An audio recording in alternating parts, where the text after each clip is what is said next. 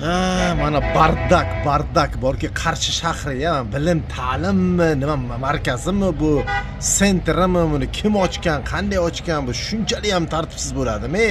Buni kim qanday, buni oldini olasizlar bu.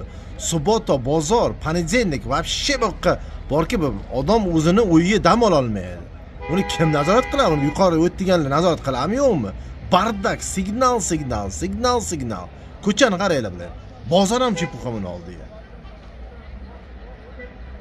Hokim buva kim bu endi nazorat qilasizlarmi, yo'qmisizlar yo nima deyman, ular soqqa ishlayotibdimi bular? Har bitta ekzamen 600 ming ekan, boshqasi 700 mingdan.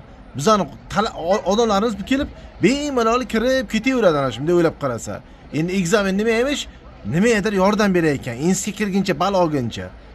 Bu soqqa qilish emasmi? Konkretniki bu bilan. Tartib qo'yinglar, odamlar uxlasin, odamlar subota bozor biza dam olaylik. Uylaringni oldiga olib borib quringlar ana shu sentrda. Bemalol ishlataveringlar. Milliondan qilasizlarmi, 2 milliondan qilasizlarmi?